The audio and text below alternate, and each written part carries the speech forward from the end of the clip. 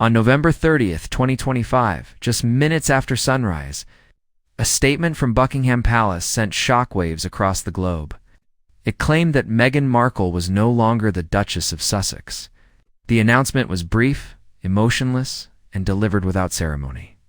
Yet it immediately ignited worldwide speculation. What followed, according to palace watchers and unnamed sources, was far more complex than those few words suggested. Supporters and critics alike began asking what could have happened behind palace walls to prompt such a decisive move after years of public silence. The statement was reportedly delivered by Sir Clive Caldwell, recently appointed Lord Chamberlain, standing alone at a press podium with no senior royals present. In just 19 words, the palace declared that Meghan Markle's title had been revoked by order of the king, effective immediately. There was no explanation, no apology, and no elaboration. The starkness of the moment only intensified the reaction, leaving audiences stunned and searching for meaning in the silence that followed. Observers noted that the lack of royal pageantry appeared intentional. There were no flags, no balcony appearances, and no ceremonial trappings traditionally associated with major royal announcements. Commentators interpreted this restraint as a deliberate choice, suggesting the palace wanted closure rather than celebration. To them, the silence itself became a message, reflecting the monarchy's long-standing preference for controlled restraint over public confrontation. For years, the royal family had endured intense scrutiny, interviews, documentaries, and criticism while maintaining its public stance of never complain, never explain. In this telling, the announcement marked a shift from endurance to boundary setting. Analysts framed it as a symbolic line being drawn between the institution's traditions and what they described as the commercialization of royal association. Much speculation centered on King Charles himself. According to reports attributed to unnamed insiders, the decision was not delegated to advisors or ceremonial bodies, but was personally signed by the king. Supporters of this interpretation pointed to the symbolism of such an act, viewing it as a deeply personal decision rather than a purely procedural one. Palace communications emphasized that the move was intended to protect the dignity of the institution, not to serve as punishment. Rumors suggested that the decision followed an internal review conducted by senior advisors, examining public statements, commercial ventures, and the ongoing use of royal connections.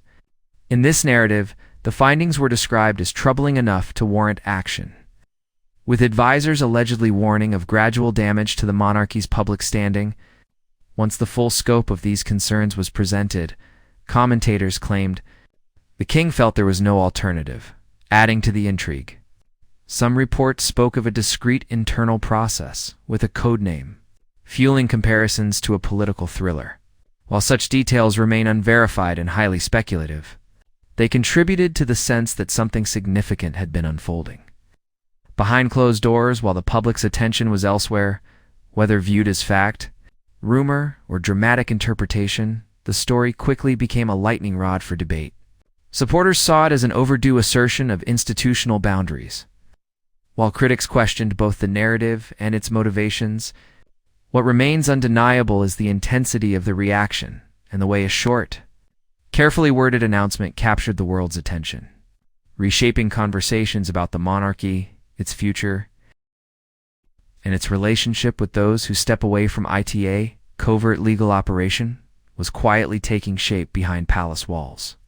Centered on a document unlike anything previously crafted in royal history, known internally as Order 17A, it was not born of vengeance or drafted in haste, but designed as a calculated maneuver grounded in constitutional foresight and a growing concern over preserving the monarchy's authority in a rapidly changing world.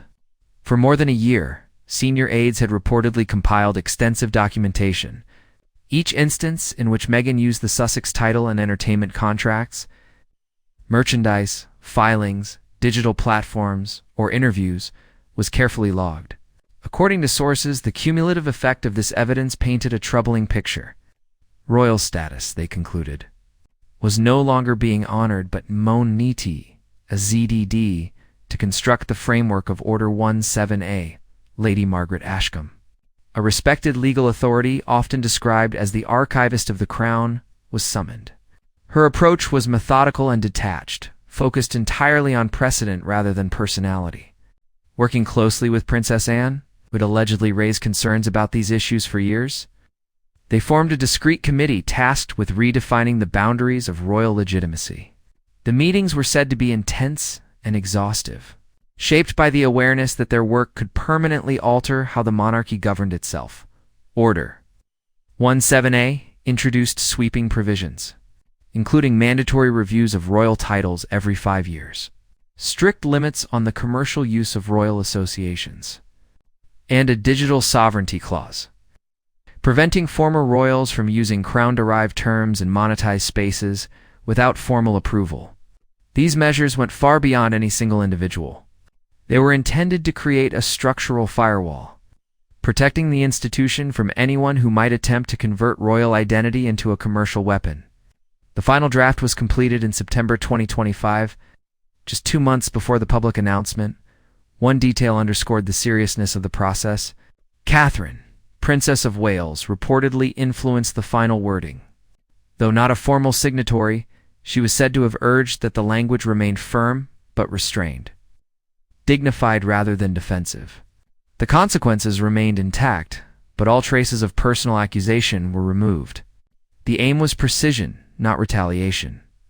Then came the trigger that accelerated everything: a confidential pitch for a proposed docuseries titled Behind the Crown, which allegedly included scripted reenactments of royal life featuring dramatized portrayals of living family members.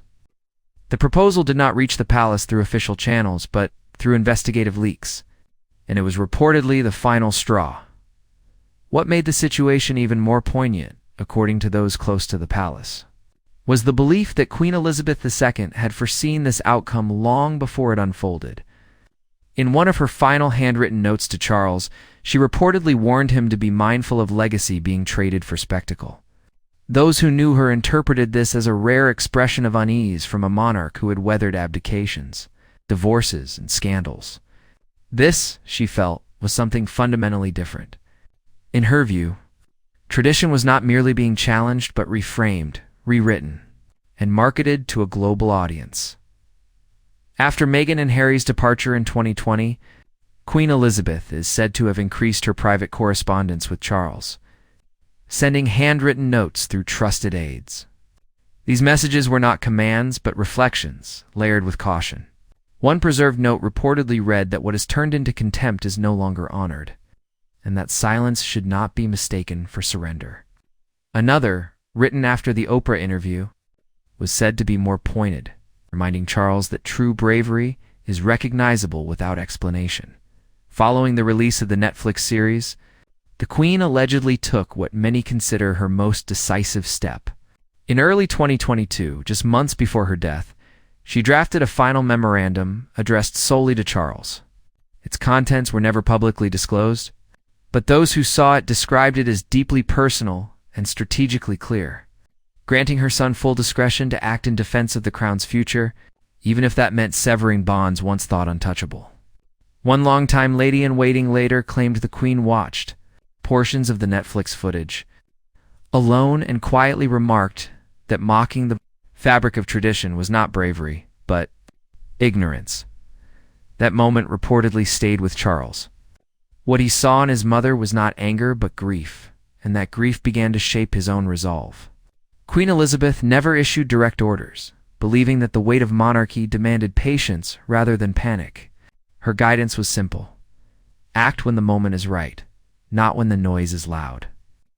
After her passing, those words lingered, becoming Charles's compass and, in his mind, confirmation that any action taken would be an extension of duty rather than reaction. When the Netflix series finally aired, palace officials initially maintained their familiar silence, but insiders later described the internal response as deeply alarmed. The series was not viewed as a search for understanding, but as a dismantling. Framing the monarchy through emotionally charged storytelling on a global stage, one moment in particular reportedly struck a nerve: Meghan reenacting the curtsy she made to the Queen and laughing afterward. To critics within the palace, A gesture symbolizing centuries of respect had been reduced to a spectacle. What disturbed Charles most, according to these accounts, was the belief that this was not spontaneous emotion, but deliberate strategy. The series was seen as a carefully constructed production, complete with narrative arcs, calculated pacing, and provocative moments designed to inflame rather than reconcile. In that interpretation, it marked the point at which the situation crossed from tension into open confrontation. Leaving the monarchy with a decision it could no longer delay. The royal family had endured documentaries before, but never one like this, and never one produced by someone so. He attempted reconciliation. In the aftermath of the Netflix release, he reportedly chose outreach over anger, believing that family bonds might still be repaired. A personal letter was sent to Harry, without official letterhead or royal insignia, simply a father writing to his son. Weeks passed with no response. A follow-up phone call went unanswered. Undeterred, Charles asked aides to extend an invitation for a quiet weekend at Sandringham, absent of press, protocol, or obligation. That invitation, too, was met with silence. When a response finally came, it did not come directly from Harry. It arrived through a law firm in California. The language was formal and detached, focused on intellectual property and reputational concerns. There was no personal note, no apology, no acknowledgement of the relationship that once existed. Harry's name did not appear once. According to those close to Charles, the absence cut deeper than any accusation. In that moment, hope faded. The silence was not read as neutrality, but as strategy. Meghan's distance, her reliance on legal intermediaries, and her refusal to engage directly conveyed a message of fortification rather than reconciliation. Palace sources say Charles was emotionally exhausted rather than enraged. His grief was quiet and heavy. Even Princess Anne, known for her restraint, reportedly urged him to act before delay hardened the situation beyond repair. Prince Edward echoed that concern, warning that what had begun as an image problem had evolved into a crisis of precedent. Each moment of inaction, they believed, weakened the monarchy's authority and invited further erosion. Final catalyst reportedly arrived in the form of a formal notice from Meghan's legal team, outlining anticipated financial losses. Connected to possible changes in title usage, to Charles, the shock was not the document itself, but what it represented. There was no reference to family, no appeal to understanding, only calculations of brand value. The monarchy had extended an olive branch and received an invoice in return. In that moment, Charles is said to have realized he was no longer dealing with a daughter-in-law, but with a brand built upon royal association. While public statements spoke of privacy and healing, palace observers claim a different reality was unfolding in Los Angeles. Corporate structures were taking shape. Trademark filings for Sussex Global Holdings LLC appeared as early as January 2021, outlining ventures across media, publishing, fashion, wellness, and digital platforms. 2 royal aides monitoring the situation. This did not resemble a retreat from public life, but a carefully planned commercial migration. Patterns began to emerge. Major public disclosures were followed closely by product launches, media announcements, or speaking engagements. An explosive interview was followed by a book release. A personal essay coincided with new platform deals. A documentary rollout preceded an international tour. To palace analysts, it created the impression that vulnerability had become transactional. With the monarchy serving as both backdrop and engine, at the center of it all was the Sussex name. Deeply rooted in royal lineage and increasingly repurposed for corporate identity, the palace's legal team documented each instance. Use of royal symbols without authorization, Duchess references embedded in foreign contracts, and events that implied royal endorsement without consent. What unsettled officials was not a single incident, but the consistency. This was not confusion or oversight. It appeared deliberate. One senior advisor reportedly summarized the concern starkly during an internal meeting, noting that the crown had survived abdications, divorces, and scandals, but had never faced commodification. For the first time in its long history, the monarchy was confronting a threat it had no blueprint to address.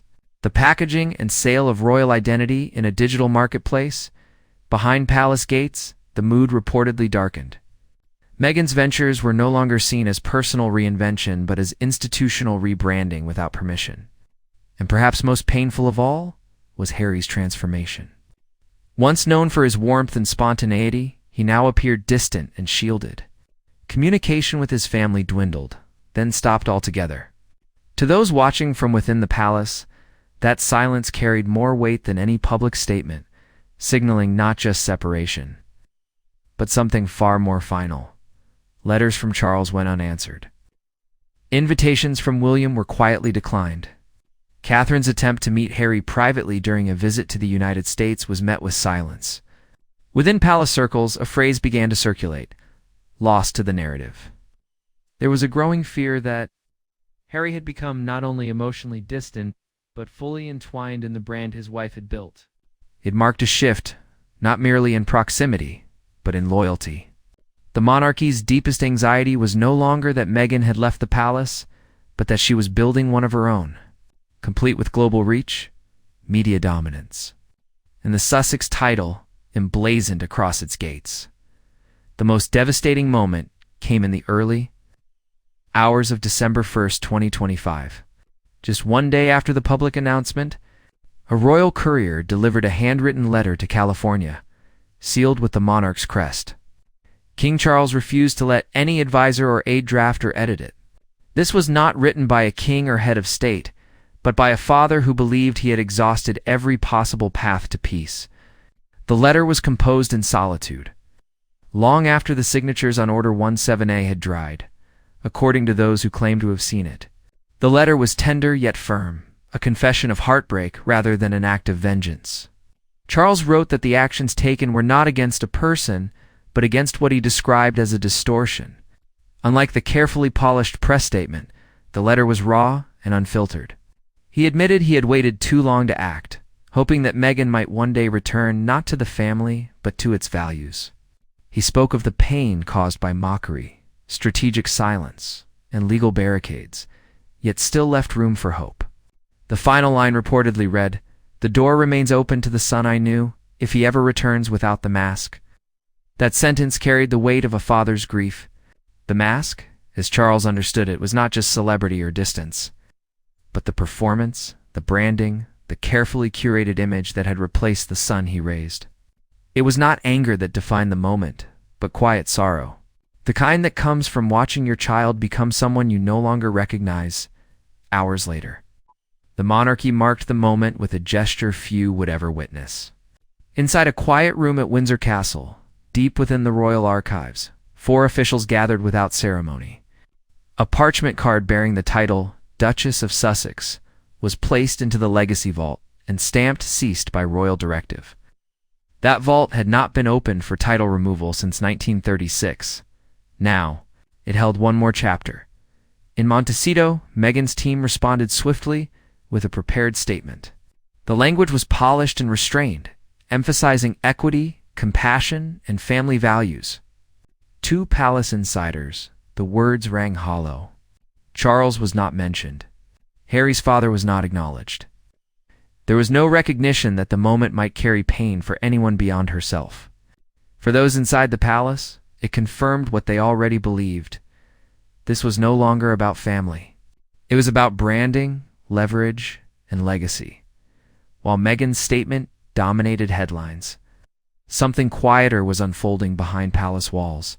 As attention focused on what had been lost, the institution turned to who was stepping forward. Lady Louise Windsor, daughter of Prince Edward and granddaughter of Queen Elizabeth II, began appearing alongside Princess Anne at engagements across Yorkshire and Lincolnshire. There was no spectacle, no controversy, only quiet diligence. To many observers, it felt like the return of humility. Princess Anne had reportedly identified Louise as part of a long-term strategy rooted in continuity rather than celebrity. The belief was simple.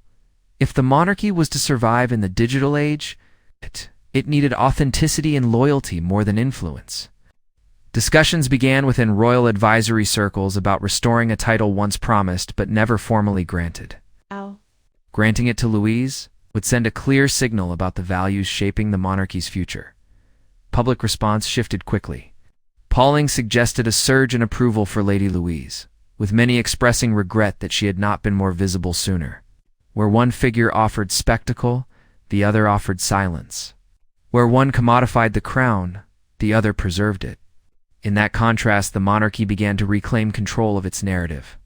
Catherine, Princess of Wales, made no public statement, but appeared the next day wearing the Prince of Wales brooch at a children's charity event, a subtle symbol of resilience.